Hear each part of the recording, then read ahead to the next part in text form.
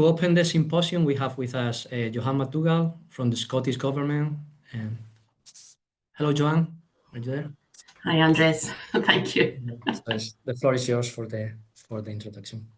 Thank you. Hello, and welcome to the 2025 Symposium. Across the 2 days, there will be 4 sessions covering an extensive range of topics related to mine water heating, cooling, and storage. There'll be a number of presentations from members of the IEA Mine Water Energy Expert Group, which was set up in 2022 following the first 2 highly successful mine water geothermal energy symposia.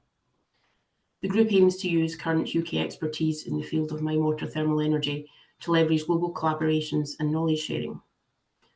As the Scottish Government's Geothermal Programme Manager, I speak to a wide range of stakeholders about Scotland's geothermal resource, the role it could play in heat decarbonisation, what we already know, and what we have still to learn. As a result, I recognise the value and importance of fora like the expert group and this symposium, which bring together academics, regulators, researchers, and industry stakeholders from across the world. Those with a keen interest in better understanding the resource beneath our feet and how it can be utilised in the journey to net zero. In this era of turbulent fossil fuel markets, a climate emergency, and a cost of living crisis, the focus is on the need for affordable, secure, and clean energy, which not only reduces emissions, but benefits communities by providing high-quality jobs and economic opportunities. The Mining Remediation Authority estimates that 25% of homes and businesses are located above former mines. Mine workings underlie a large part of central Scotland. Scottish mining saw its peak in the early years of the 20th century, during which 10% of the population was involved in the industry.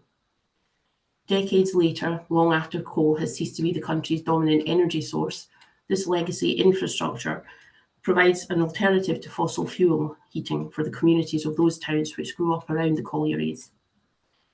25 years ago, 2 housing associations, one on the west coast and one on the east coast of central Scotland, used the warm water in the abandoned mine workings under their developments to heat residents' homes. Although neither mine water geothermal heating scheme has been operational for a number of years, a lot has been learned from the experience of those pioneering housing associations.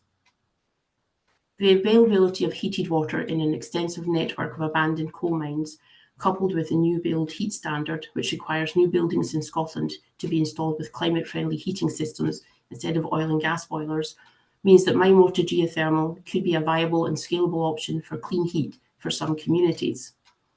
There is also growing recognition of the role which these man-made voids in the subsurface could play in thermal energy storage.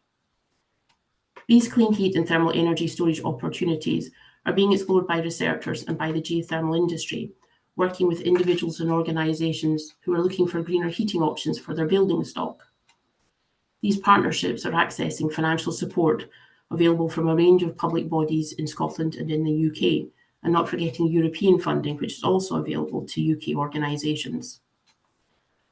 Over the past 12 months, I've been excited to hear about the growing number of stakeholders taking advantage of funding available for decarbonisation proposals to apply for a grant for geothermal projects in Scotland.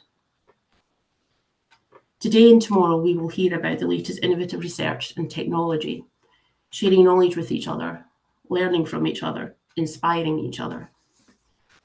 As Andres has already said, this afternoon kicks off with a number of international case studies. Later, we will be catching up with 2 operational schemes in North East England and hearing from the Mine Water Research Centre in central Scotland. I hope you enjoy the symposium. That I'll pass back to Andres. Thanks so much, Johann, for your words and for the support.